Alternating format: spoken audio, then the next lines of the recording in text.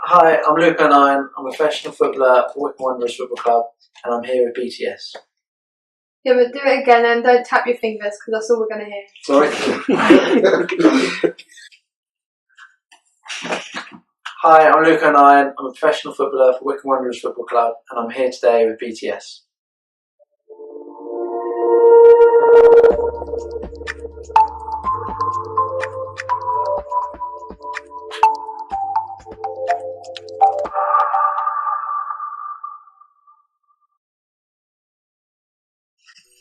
So you've been in the academy system since 7 years old, was it? Correct, yeah. So tell us a little bit about how you got scouted and how it's been, how it was at the academy. So I started playing football when I was 4 years of age, and I was at a team called Hempstead Town. That's where I live, it's where I'm from, and my dad actually was the manager of the team. My brother was also, who's 2 years older than me, was playing in the same team, so I kind of used to play 2 years up now and again, where I think that's kind of good for me because you don't really take into account age, and it was quite similar size, so I was exposed to kind of high level football quite early, and I adapted very well, and I was there for about 4 till 7, and then my brother got scouted, went to the Watford system. He was in the Watford Academy, and they let me go along, so I used to train with my brother and his year. And then when it came to the under-9s, I was 7 years of age. I was at Watford Academy, and I was there 13 years. Tell us a little bit about the transition from being in the academy to the first team. Wow. That's obviously quite a difficult period. How did that go? That was, for me, a very hard transition. It's something that you think about when you're growing up. That transition to the first team, it's a huge step for anyone, and it was a big step for me. I still remember those days very clearly. My first taste of first team experience was when I got my first professional contract. We had a 3-week tour to Italy. We had Gianfranco Zola as the manager as well, who's a Premiership legend. So it's kind of weird because I was a little boy. I was quite small as well. Still, I wasn't fully matured, and I was nowhere near being fully matured. So I was quite a small, shy character. And going into the first team was a huge step up for many reasons. The intensities of training. You're surrounded by no one your age anymore. You're playing with people who are 30 years and older, and you're expected to play at those standards straight away. So that transition for me was, I remember it still very clearly. It was a huge, played a huge part in my development, but it was nowhere near easy. It was very, very hard. At what age did you break in? So I remember being in the scholarship system, so 16 to 18, and then when the first team, they used to train parallel to each other. So whenever there were short players, used to dip in and out, which was good. I remember putting a lot of pressure on myself because you're keen to impress. The players around you were very fast. I can remember the first training sessions we used to warm up with something called a rondo, where it's just a circle with 2 people in the middle, and whoever gives it away goes in. I was just constantly in the middle, just because the guys were so fast. Yeah. But then it was incredible because it has a knock-on effect, because you knew you were going in the middle a lot. So in my mind, I was making that a lot more than it actually was, because I'm going into the middle all the time, feel like I'm being judged constantly, and then the ball coming to you again, you're like, just give it away, then give it away again, then give it away again. So it's it was very difficult, because that was just the start of the session, and going into the session was it kind of carried on that intensity. Youth team intensities don't match the first team intensities, so the step up is you're gonna make mistakes. But when you go from doing really well in your age group and being, I don't know, one of the best in your age groups, and then going to the first team, being right at the back of the line, it's kind of a massive hit to your ego maybe, and to who you are, because you're now at the back. And although that's a good place to be, you don't really see that as a youngster, because as a youngster you always want to be the best, and when you're nowhere near that, that can be sometimes one of the hardest steps to take. But once you kind of accept it and think it's like a normal process, then it's fine. But at the time I didn't understand that was a process. I kind of thought that I was the only one in that in that system, and I was the only one thinking the things I was thinking at the time. So I was putting a lot of pressure on myself, and everyone has that. Some people can't cope, and that's why they maybe drop out of the game. But when you're in that, when I was in that loop, I can't speak for other people because that's for them to say. But I remember being in that environment and thinking I was the only one like that. Okay. But when you kind of get talking to people, especially older, because football, it's got just guys everywhere, and I don't think guys ever talk about emotions, so you never really understand what other people are really feeling and things like that. It's just you're the only one there, and you have bands with the boys, but you never talk about kind of the struggles you have. Because I don't think that's the environment that it is. So I was lucky that I managed to cope with things. I got good family and everything around me who I could speak to, and you form good relationships in football, and I formed some relationship with senior players, and they helped get me through that kind of transition period. And when you're saying you were training with these first team boys, everyone did that, or some of you were selected to go through, and how was that? So when I was 16 to 18, at 18 you get told whether if you're going to get a contract or not. So we must have had about 8 boys. I remember all of us, we got told what day we were going to get told we're getting a contract or not. And the day before, a piece of paper went up on the wall and it had our times of our meetings, and I was the last one in. So we all got to the car park at 8:30, one by one. I was the only one left in the car park, but then I was listening to boys come out and they're like, no, I didn't get a contract. And I was like, oh, sorry to him. And he'll drive to the car park, probably wouldn't see him. I haven't seen a couple of him since that day. And then I went in and I was 2 of 8 people to get told I was getting a contract. So I was actually friends with this guy from under 10s all the way through. So it was nice having someone like that come through with me. But he was the only one, so it was just us 2 out. There's only 2 of you that end up getting. So I know because I've got a little brother in under 9s, and there's like 40 of them in an academy. So as the years go on, these groups are getting smaller and smaller and smaller. Is that the way it works? Yeah, I was cutting it down. I was the very first person in my age group to get signed, and I was the only one from under 9s to stay throughout the whole system, all the way to professional. So I saw people come in, I saw them get released, I see new people come in, I see them get released. So I was fortunate that I managed to stay in the cycle. But equally I've seen kids that got released as well. That doesn't mean it's the end of the cycle, because I've seen kids who got released from Watford and then gone to sign at Tottenham. Or kids who got released at Watford. Maybe that happened straight after. So they got released, they found out they didn't get a Watford contract, and then they approached Tottenham, or? I know when I've been out of contract before, it's not the easiest thing getting told you're getting released. But I know I'm a firm believer in if you're good enough, you'll get to where you get to, as long as you carry on putting in the hard work. So I've seen a lot of kids who are very, very good, and then when they get released, for not to go into a team, but I know that they didn't carry on putting the work, that when they got released, that was a massive hit to them, and they stopped putting the work in. But they're putting the work in, as in they're training, they're still eating good, they're carrying on that cycle, but where did they go? Who helped them? So I think when I got released, I can only speak from personal points of view as well, is that you're in the system and not your tent to get looked after. I know as well that there are trial games at the end of each season where anyone who's been released can go to these trial games, and everyone plays a game, and you just get put into teams, and you have loads of scouts come down to watch. If they like you, they give you trials, but there's always lots of opportunities to go into trials, and then once you're in the trials, it's sort of down to you what you do. If you impress, you get a contract. If you don't, then you move on to the next one. So on that, actually, like you said, you being released, how did you deal with that period? How did you? It was a very odd period for me. To be honest with you, I was at Watford 13 years, so from 7 to 20. It must kind of felt like home then, actually.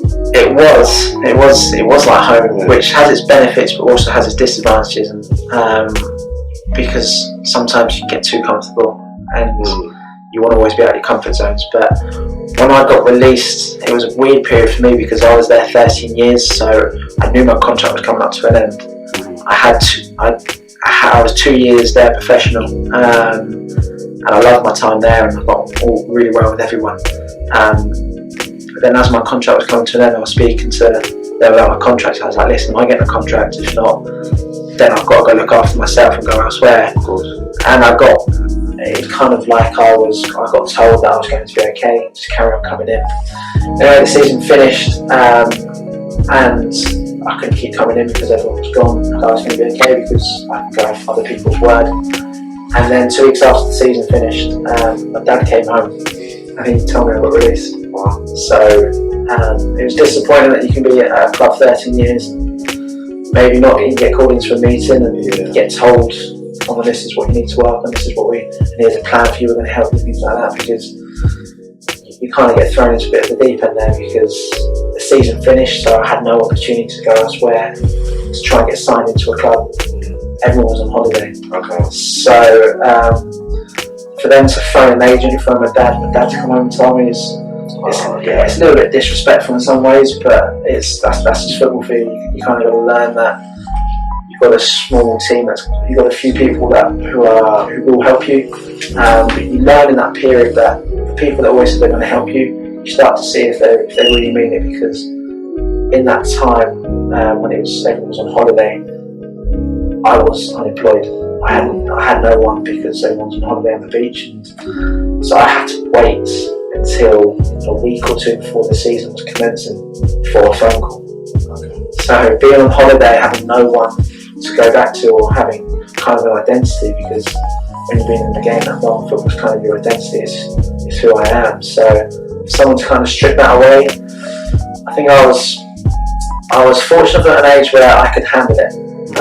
Maybe being young, being at school, you're kind of given that identity as a footballer. Yeah. So it could have been a big hit to the ego when you're a kid, but I was at an age where I believed in myself. I knew what I was capable of. I knew where I could go, and it was just a matter of waiting for an opportunity, and that's what I did. The holidays finished, and I got a phone call from Wycombe Wanderers that I could go in pre-season to train with them, and I went in the first day of pre-season.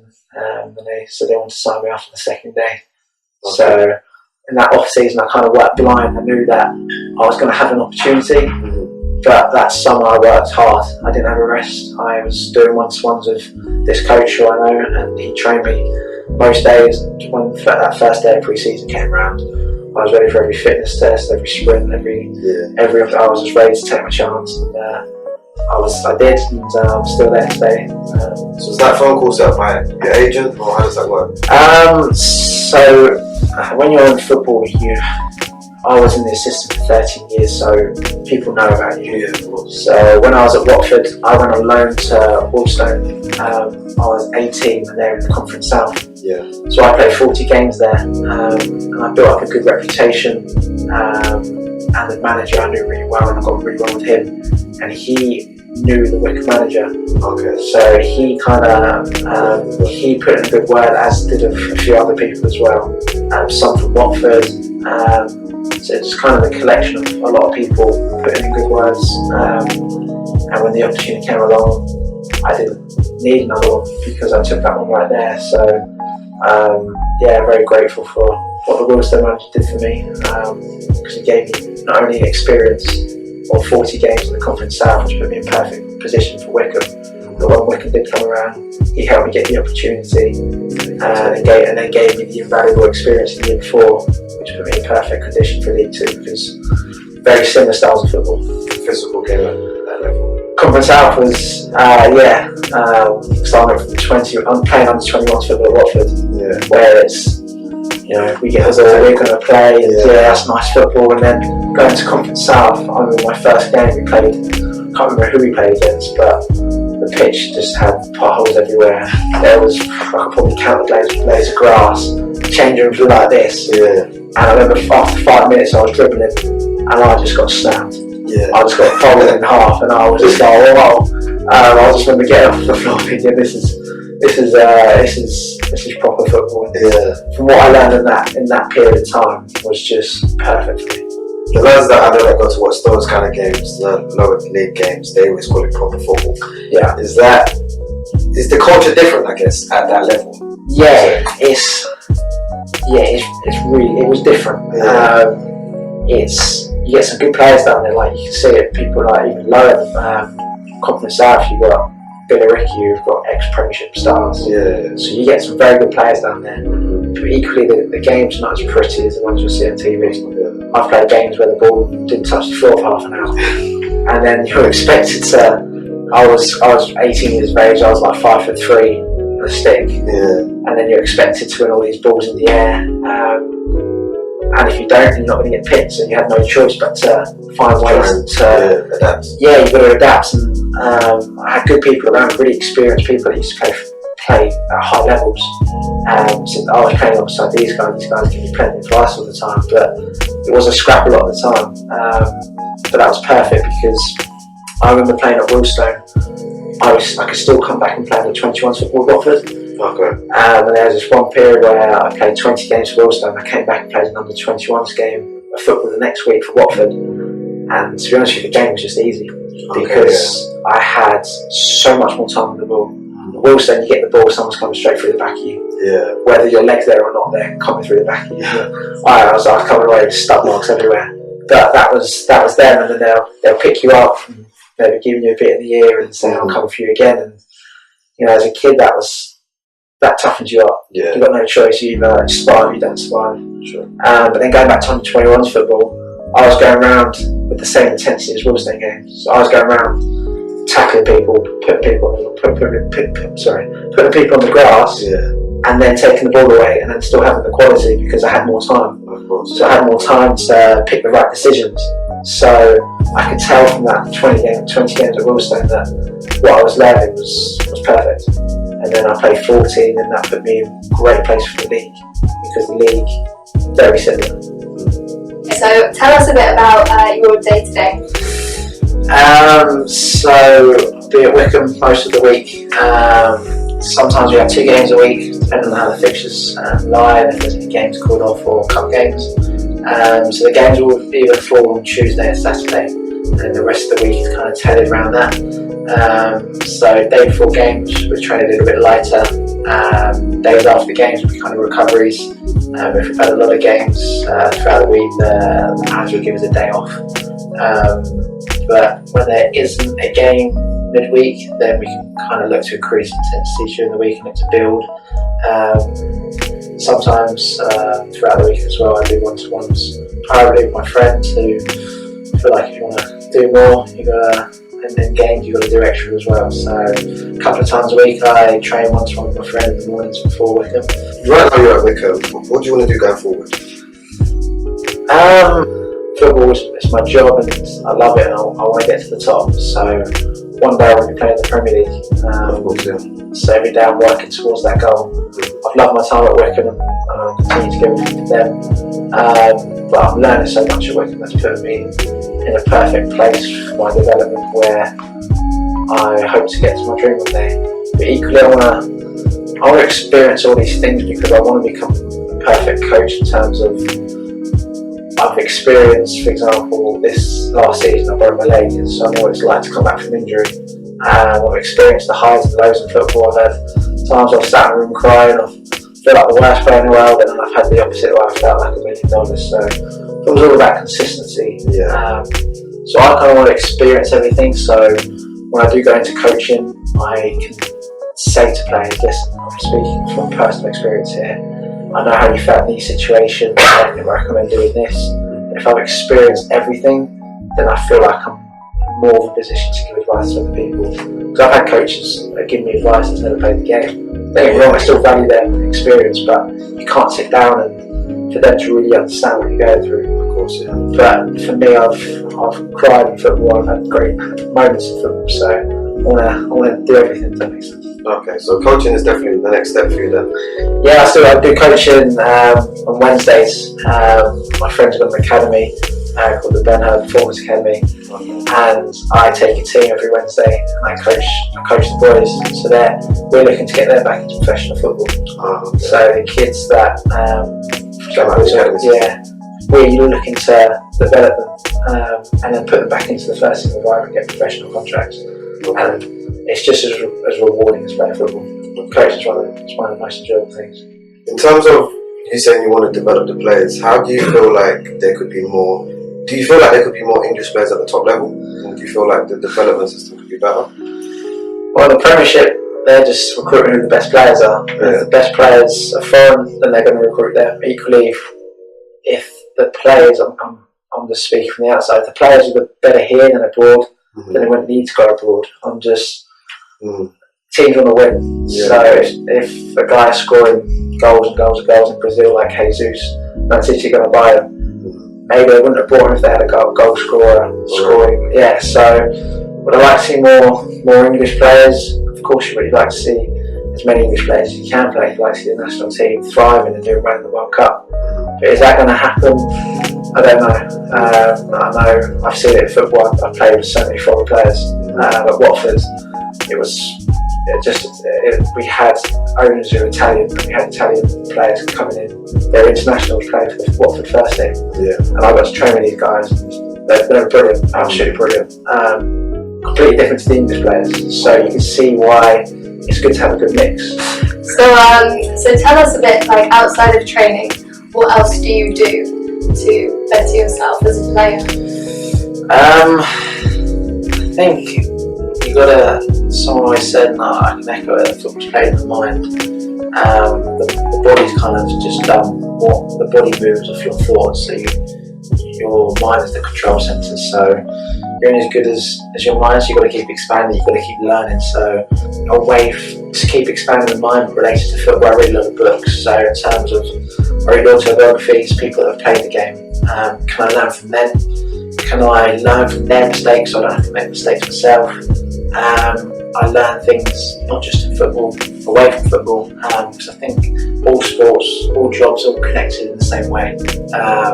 So I'm trying to learn from as many people as I can, so I don't have to, waste time and make mistakes that I don't need to. Study a lot in the mind and psychology, because football for me, and the reason why a lot of people drop out of the game is all to do with their mindsets, because millions of people out there who are fast and stronger.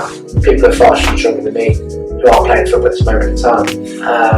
So the reason why they're not playing football and why I am today, for me, is down to mindset. So I look to kind of study the mind as much as I can. What other attributes do you think you need to be a footballer aside from mindset? Well, you need. You're born with kind of the genetics play a part in terms of you're born with physiological threshold of fast twitch muscle fibers. You're going to be born a certain height. So I was lucky that I was born with enough fast twitch muscle fibers where I could really develop. But I've seen kids who haven't had this. You have like a threshold when you're starting at what you need to have, because if you don't have many, you can work and increase to here. But there's kind of like, so once you're starting, you know what you have, you can become anything. But you need everything. You can't just accelerate in one domain of football. You need to be fast, strong, athletic, technical, but not just technical on the left, you've got to be technical on the right, the knees, the heads. You've got to cover everything. You said you grew up kind of on the smaller side amongst your fellow academy boys. So obviously, like all this kind of genes, it does matter, but it's not even what the coaches are looking for, because they can't see past the genes. They maybe don't know what your mum and dad are like. They don't know how tall you're going to grow. They don't know what your genes are made up of. So what else is it other than that? That is interesting, because the amount of kids I've seen drop out or got released with the justification of you're too small. Yeah. But then I was seeing kids who are the exact same height as me getting released for saying they're too small, but I was still progressing. So it's not you're too small to play the game. It's they're saying you're too small, you're not being strong enough on the pitch. But they're not related. You can be small and strong. So you've got to combat that. If you're small, you've got to be faster. You've got to be stronger. Though you're small, you've got to be quicker in the mind. So the kids that are small, you might get knocked off the ball. But if your ball comes into you play it off before you get tackled, you're not going to get knocked off the ball. So I learned how to use my body. So the ball comes into me, big player comes in, I put my legs there, I put my arms there.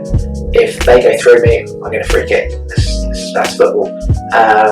But then I learned this from when I was young, my dad taught me all about body position. I had my dad trying to kick me with the ball, my brother trying to kick me with my sister.